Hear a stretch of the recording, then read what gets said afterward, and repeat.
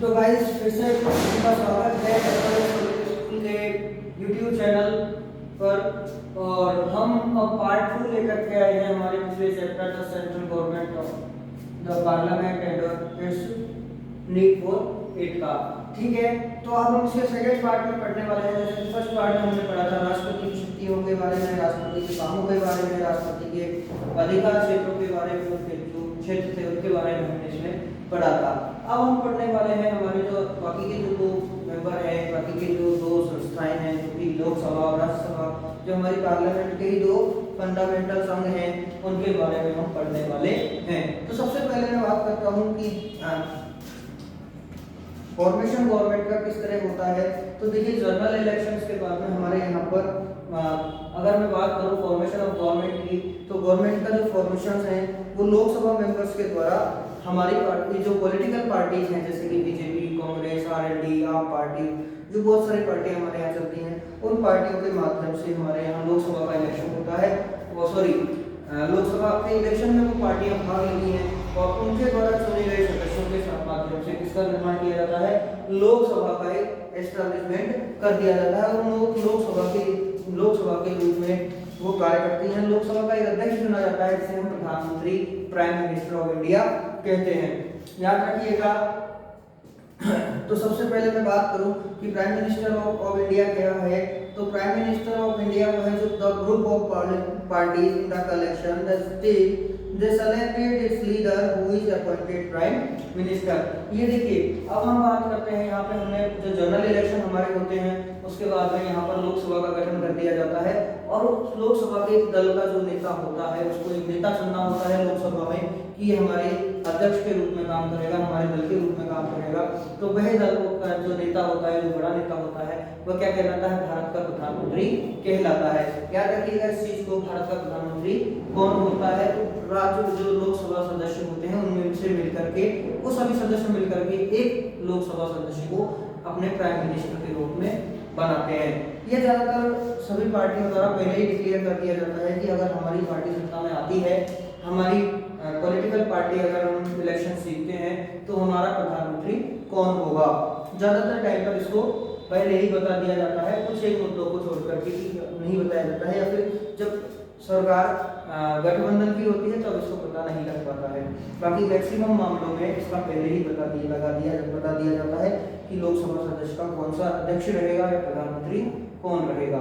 ठीक है, आगे बढ़ते हैं। तो हम पाते हैं कि लोकसभा जो है किसके द्वारा इलेक्ट की जा रही है। लोकसभा हम लोगों के द्वारा इलेक्ट की जा रही है। जब 26 जनवरी प्रत्येक 5 साल में हमें लोकसभा का चुनाव करवाया जाता है। समयावधि पूर्व भी हो सकता है। मान लीजिए अगर कोई प्रेसिडेंट या भारत का राष्ट्रपति या फिर भारत का प्रधानमंत्री या फिर पूरी लोकसभा सदस्य एक साथ अपने पद से इस्तीफा दे दें तो भारत में मध्यावधि चुनाव भी करवाए जा सकते हैं। ठीक है, ऐसा भी संभव है। तो ये देखिए आप यहाँ पर लगभग हमारे यदि लोकसभा में जो सदस्य हैं वो लगभग 552, मतलब कि कितने हमारे यहाँ पर लोकसभा सदस्य हैं तो 552। एमपीज हम कितने चुनते हैं तो 552 एमपीज हम यहाँ पर तो चुनते हैं। ठीक है, सॉरी मैं माफ कीजिएगा, अभी हमारे पास वर्तमान में, ठीक है, तो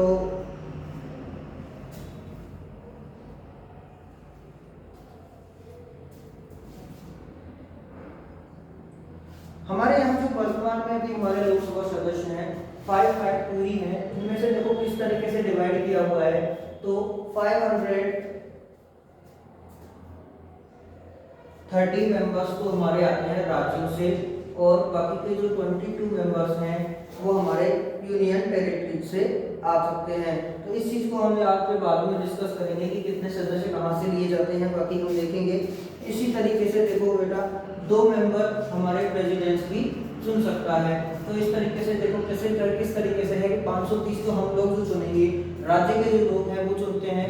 जैसे राजस्थान के 25 चुने जाते हैं, यूपी के 80 चुने जाते हैं। इस तरीके से मिलकर के लगभग 530 व्यक्ति एक एमपी के तौर पर संसद में पहुंच जाते हैं। कितने पहुंचे हैं 530। ठीक है, इसके बाद में 20 सदस्य हमारे यूनियन टेरिटरी से जाते हैं। ठीक है, जो हमारी केंद्र शासित नीति केंद्र शासित राज्य जो होते हैं वहां से जाते हैं। तो ठीक है बेटा, इसके बाद में एक और बात आती है यहाँ पे अगली कि बचे सर ये तो 550 हुए, आप तो बोल रहे थे कि 552 होते हैं, तो बचे 2 सदस्य हमारे राष्ट्रपति के द्वारा इलेक्ट दे दिए जाते हैं कि उन्हें राष्ट्रपति के पास पावर होती है कि 2 लोकसभा सदस्यों को वो मनोनीत कर सकता है। तो कोई भी 2 लोकसभा सदस्य राष्ट्रपति भी मनोनीत कर सकता है। ठीक है सर, अच्छी बात है, हमारी हमारी जो लोकसभा बन चुकी है। अब बात आती है सर, ये लोकसभा में सदस्यों की बात हो गई, तो इसका सदस्य कौन बन सकता है?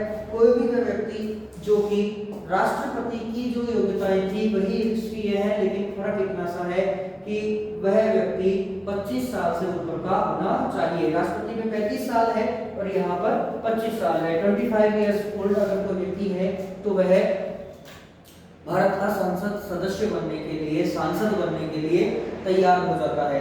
लेकिन अगर 25 साल से कम का है तो वह सांसद नहीं बन पाएगा। याद रखिएगा इस चीज को, 25 साल का व्यक्ति सांसद बन सकता है, 25 साल से कम का व्यक्ति सांसद नहीं बन सकता। 25 इयर्स उसकी कंप्लीट होनी चाहिए। ठीक है, तो बाकी सदस्य की बाकी चीजें तो वही है, वही भारत का नागरिक होना चाहिए, पागल दिवालिया आदि नहीं होना चाहिए, उसको मेंटली फिट होना चाहिए, बहुत सारी चीजें हैं। लेकिन उसके जब उम्र की बात आती है तो उम्र लगभग 25 साल कंप्लीट हो जानी चाहिए। आगे हम बात करते हैं राज्यसभा की। बेटा Rajya Sabha also known as the upper house of central council of state. जो राज्यसभा होती है वो स्टेट के ऊपरी भाग को, हमारे यहाँ विधानसभा है, अन्य राज्यों में राज्यसभा, कई राज्यों में राज्यसभा भी होती है, तो राज्यसभा में उन अपर स्टेट का होता है, अपर लेवल का होता है राज्यसभा, जो कि वहीं पार्लियामेंट में ही बैठते हैं। याद रखिएगा इस चीज को। तो यहाँ से लगभग जो है 6 वर्ष के लिए इनका चुनाव किया जाता है। ओके, और जितने भी आपके मेंबर जो चुने गए हैं, ठीक है, उनमें से 1/3 को हर साल रिटायर होना पड़ता है, हर दूसरे साल में इनको रिटायर कर दिया जाता है, इनको हटा दिया जाता है। इसके अलावा ये मेंबर जो हैं, जो हमारे एमएलए होते हैं, उन एमएलए के द्वारा चुना जाता है। इसका कोई डायरेक्ट चुनाव नहीं होता है, जनता नहीं चुनती है, जनरल इलेक्शंस नहीं होते हैं, हमारे एमएलए द्वारा इन्हें चुना जाता है। इसके अलावा जो इसके मैक्सिमम सदस्य हो सकते हैं वो 250 हो सकते हैं, 250 से ज्यादा इसमें सदस्य नहीं होते हैं। और 12 मेंबर हमारे प्रेसिडेंट्स ऑफ इंडिया के द्वारा इसमें नॉमिनेट किए जा सकते हैं। याद रखिएगा 250 अधिकतम है, जिनमें 12 शामिल हैं जो कि भारतीय राष्ट्रपति द्वारा उसको चुना जाता है, नॉमिनेट किया जाता है। ठीक है, वो कौन हो सकते हैं? वो अपने क्षेत्र में विशेष योगदान देने वाले, जैसे कि साइंटिस्ट हो सकता है, कोई लेक्चरर हो सकता है, लिटरेचर हो सकता है, आर्ट में हो सकता है, सिनेमा में हो सकता है, और कोई भी हो सकता है। ठीक है, अब देखिए यहाँ पर कि भारत का जो संविधान कहता है कि इसकी उम्र कितनी होनी चाहिए, तो देखिए लगभग बाकी सारी चीजें सेम रहेंगी, केवल उम्र हर बार चेंज होगी। जैसे राष्ट्रपति की उम्र 35 इयर्स कर दी गई है कि कम से कम 35 का होना चाहिए। दूसरा, लोकसभा सदस्य के लिए 25 होनी चाहिए, और राज्यसभा सदस्य के लिए भी उम्र है 30 इयर्स। याद रखिएगा, हमने 3 चीज यहाँ पढ़ी है, तो इसके लिए उम्र कितनी रखी गई है? 30 इयर्स। इसकी बात करें हम तो 25 इयर्स, और राष्ट्रपति की बात करें हम तो 35 इयर्स। तो याद रखिएगा, राज्यसभा, लोकसभा और राष्ट्रपति तीनों को एक क्रम में याद रखिएगा। तो सबसे पहले राष्ट्रपति 35, राज्यसभा 30 और लोकसभा 25। तो इस तरीके से हम इनको याद रख सकते हैं, भूलेंगे नहीं, याद रखिएगा। ये उम्र ही है जो चेंज होती है, बाकी सारी चीजें तो लगभग समान रहती हैं। याद रखिएगा, हमें केवल उम्र पे ही याद रखना है, उम्र को ही याद रखना है। अब मैं बात करता हूँ बेटा प्राइम मिनिस्टर की पोजीशन क्या होती है हमारे यहाँ पर। तो प्राइम मिनिस्टर की पोजीशन हमारे यहाँ पर जो है मुख्य नेता के रूप में रखी जाती है। भारत का प्राइम मिनिस्टर भारत का मुख्य नेता कहा जाता है, प्रमुख नेता कहा जाता है। भारत का प्राइम मिनिस्टर भारत को कई जगह रिप्रेजेंट कर सकता है, विदेशों में अपने आप को प्रेजेंट कर सकता है भारत के तौर पर, इंडिया के तौर पर कि I am Indian prime minister, मैं इंडिया के बिहाफ में कोई भी फैसला ले सकता हूँ। साथ ही देखिए भारत का प्रधानमंत्री भारत का प्रधानमंत्री यानी प्राइम मिनिस्टर जो होता है वह उसके दल का चुना हुआ लीडर होता है, लोकसभा का चुना हुआ लीडर होता है। ठीक है, इसको ऐसे कह सकते हैं हम कि जैसे हमारे यहाँ पे पंच होते हैं और पंच मिलकर के सरपंच बनाते हैं, जो पूरे देश का सरपंच हम इसको कह सकते हैं। इसके अलावा बेटा अगर मैं बात करूं कि राष्ट्रपति प्रधानमंत्री की और क्या पोजीशंस हैं, तो वो सुप्रीम होता है सभी जो उसके डिपार्टमेंट है लोकसभा के जितने भी डिपार्टमेंट है, जैसे रेल मंत्री है, कृषि मंत्री है, कानून मंत्री है, जितने भी प्रकार के मिनिस्टर्स हैं उनका सुप्रीम हेड होता है। वह उनसे सलाह मशवरा करके ही कोई नियम कानून बनाते हैं, याद रखिएगा। और इसी के साथ में जो कैबिनेट होती है और जो प्रेसिडेंट ऑफ इंडिया होता है उसके मध्य की कड़ी भी हमारा प्राइम मिनिस्टर ऑफ इंडिया होता है, याद रखिएगा। इसके अलावा मैं बात करता हूं तो इसके पास में भी है अपने डिपार्टमेंट्स, अपने मंत्रियों को बांट सकता है, अपने पास रख सकता है, ठीक है। और किसी भी मिनिस्टर को रिमूव करने का अधिकार, उन्हें अपॉइंट करने का अधिकार इसके पास में होता है। इसके अलावा यह सुपरविजन कर सकता है, प्रत्येक भाग को कंट्रोल कर सकता है, सुपरवाइज कर सकता है कि मान लीजिए मैं कृषि मंत्री हूँ तो ये मेरे को निर्देश दे सकता है कि आप अपने कृषि मंत्री की फाइल को मेरे पास लेकर के आइए, मैं उसको इंस्पेक्शन करना चाहता हूँ, जांच करना चाहता हूँ कि आपने क्या क्या कार्य किया है। तो इस तरीके से यह प्रत्येक जो मेंबर लोकसभा सदस्य है उस पर सांसद है उस पर यह निगरानी रख सकता है। साथ ही ये बजट भी अलॉट करता है सभी को, तो उस हिसाब से यह अपना हिसाब भी मांग सकता है। एक दूसरी चीज हम बात करें हमारे पार्लियामेंट की, हमारी गवर्नमेंट की, तो हमारी गवर्नमेंट का एक मुख्य काम है कलेक्टिव रेस्पॉन्सिबिलिटी। तो देखिए पूरी जो हमारी संसद है, पूरे हमारे जो सांसद हैं या हमारे पूरे जो एमपीज हैं वो इस चीज के लिए कलेक्टिव रेस्पॉन्सिबिलिटीज के लिए कमीशन और कमीशन बना सकते हैं। साथ ही वे इसके रीजन भी दे सकते हैं कि इस तरीके से क्यों हुआ, क्यों हमारा कलेक्शन कम या ज्यादा हुआ, ठीक है। अगर हमारी पूरी मिनिस्ट्री एक साथ रिजाइन दे दे, ठीक है,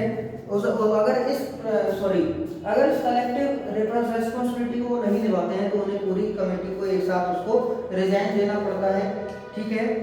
और इसका एक राष्ट्रपति के पास एक शक्ति निहित है, स्विम एंड सिंक टुगेदर, तो इसको स्विम एंड सिंक टुगेदर कहा जाता है, ठीक है। एग्जिस्टिंग लॉस हमारे फंक्शनल पार्लियामेंट के जो फंक्शंस हैं उनके बारे में थोड़ा सा डिस्कस करेंगे। तो existing laws and enchantment of laws is the primary function of the parliament is make laws। तो इसका मुख्य जो कार्य है वो बेटा हम सीधे सीधे समझ सकते हैं कि enacting laws माने कि लॉज को बनाने का, नियम बनाने का कार्य हमारी पार्लियामेंट करती है, कानून बनाने का कार्य हमारी पार्लियामेंट करती है। दोनों तरह के बिल हमारी पार्लियामेंट बना सकती है। सामान्य बिल जो होते हैं, ऑर्डिनरी बिल्स होते हैं, वो भी हमारी पार्लियामेंट बना सकती है।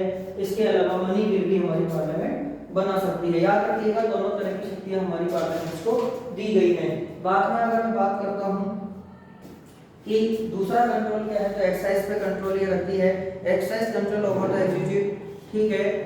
देखो इसमें क्या है बेटा कि यह जो भी हमारी पार्लियामेंट के सदस्य हैं वो एक दूसरे से प्रश्न पूछ सकते हैं, संवाद कर सकते हैं पार्लियामेंट के अंदर कि भैया आपने ये नियम बनाया है, इसका क्या औचित्य है, क्या ये सही होगा या क्या गलत होगा, या हमारे पास से लोग रहते हैं। मान लीजिए हमारे यहाँ के जो सांसद हैं, कौन है हमारे यहाँ के सांसद, श्रीमान जौनप्रिया जी, ठीक है, सुखबीर सिंह जौनप्रिया। तो जौनप्रिया जी ने मान लीजिए हमारे भारत के प्रधानमंत्री ने या फिर रेल मंत्री ने कोई कानून बनाया जिससे कि हम जैसे लोगों को परेशानी हो सकती है। मान लीजिए यहाँ पर कोई ऐसी रेलवे लाइन बनाई जिससे कि हमारे लोगों को परेशानी होती है, तो वह हमारी बात को वहाँ कह सकते हैं कि सर मेरा जो क्षेत्र है उस क्षेत्र में इस नियम से परेशानी होगी, कृपया इस नियम में ये चेंजेस आप कीजिए या ये बदलाव कीजिए या एक और इसमें आपको हमारे लोगों के लिए रखना होगा। जैसे कि मान लीजिए अभी हमारे यहाँ पर दौसा गंगापुर से रेलवे लाइन जा रही है, तो उसके लिए हमारे जो एमपी हैं मिस्टर जौनप्रिया जी,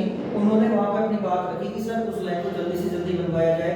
इसी तरीके से दौसा के जो सांसद हैं जसकौर मीणा जी, उन्होंने भी अपनी बात रखी कि सर जो धौलपुर से करौली और करौली से जो गंगापुर रेलवे लाइन का कार्य प्रस्तावित रखा गया है उसको पहले एक्चुअली वो कार्य धौलपुर से और करौली तक ही है, लेकिन उसको गंगापुर से और दौसा के लिए भी उसको बढ़ाया जाए, मतलब कि दौसा वाली लाइन में उसको जोड़ा जाए। तो इस तरह की हमारे यहाँ पर हमारे जो हमारे जो जाते हैं वो भी अपनी बात रख सकते हैं, कह सकते हैं, अपनी भावनाओं को बता सकते हैं, अपने नियमों को, कानूनों को थोड़ा सा चेंजेस करवा सकते हैं। तो सारी चीजें यहाँ पर देखी जाती है। इसके अलावा मैं बात करता हूँ बेटा तो अमेंडिंग द कॉन्स्टिट्यूशन, तो कॉन्स्टिट्यूशन में भी हमारी जो संस्था है, हमारा जो लोकसभा सदस्य होते हैं, हमारी जो पार्लियामेंट होती है, यह हमारी पार्लियामेंट कॉन्स्टिट्यूशन में बदलाव कर सकती करती है उसके लिए उसको 2/3 सदस्यों का बहुमत होना चाहिए। मान लीजिए हमारी संसद में भी 530 सदस्य हैं, तो उन 500 सदस्य हैं, सपोज कीजिए 100 सदस्य हैं, तो 100 में से लगभग उसको 2/3 मतलब कि 2/3 लगभग 66 मेंबर्स के सदस्य के साइन होने चाहिए, तभी में कोई नियम उसमें परिवर्तन किया जा सकता है। इसके अलावा हम बात करें तो यह जो मेजॉरिटी के आधार पर पास किए जाते हैं ऑर्डिनरी बिल और मनी बिल, लेकिन अगर संविधान में ही हमें कोई परिवर्तन करना है, कोई बड़ा परिवर्तन हमें संविधान में करना है, तो 2/3 होना चाहिए। साथ ही अगर मैं बात करूं तो इलेक्टोरल फंक्शंस भी हमारी संविधान जो है, हमारा जो संसद है वो हमारी करती है। सभी मेंबर्स के पार्लियामेंट्स के मेंबर जो है किसका सदस्य का चुनाव करते हैं, तो प्रेसिडेंट और वाइस प्रेसिडेंट का हमारे यहाँ पर सभी सदस्य मिलकर के, पूरे लोकसभा सदस्य, राज्यसभा सदस्य, पूरे पार्लियामेंट के सदस्य मिलकर के और राष्ट्रपति का चुनाव करते हैं। ये हमने पिछले वीडियो लेक्चर में पढ़ लिया था कि इसका फॉर्मेशन किस तरह किया जाता है। इसी तरीके से होता जुडिशियल फॉर्मेशन फंक्शंस में हमारी संविधान जो है हमारी संसदों को ये शक्तियां प्रदान करता है। जैसे कि कोई भी नियम बनाना है, ठीक है, और प्रेसिडेंट भी उसमें अपनी जो है राय रख सकता है, वाइस प्रेसिडेंट भी रख सकता है, इसमें सुप्रीम कोर्ट के जज भी होते हैं, ठीक है, तो ये भी नियम बना सकते हैं। लेकिन ज्यादातर इनकी जो इम्पीचमेंट होती है, इनको जो नियुक्त किया जाता है वो इसके आधार पर किया जाता है। तो इस तरीके से हमारा ये चैप्टर खत्म होता है। आगे कल मिलेंगे एक नए चैप्टर के साथ नए वीडियो में, और अभी मैं थोड़ी देर बाद ही इसके आपको क्वेश्चन आंसर अवेलेबल करवा दूंगा सारे, ठीक है। तो आपसे आशा है, विश्वास है और अनुरोध भी यही है कि आप लोग अपने घर पे अपने पढ़ाई करें, होमवर्क जो भी दिया जा रहा है उसको टाइमली करके, और हमारे सभी व्हाट्सएप ग्रुप्स पर जो आपका निर्धारित व्हाट्सएप ग्रुप है उस पर आप भेजते रहें। इसी के साथ आशा और विश्वास के साथ मैं जाता हूँ। Good bye.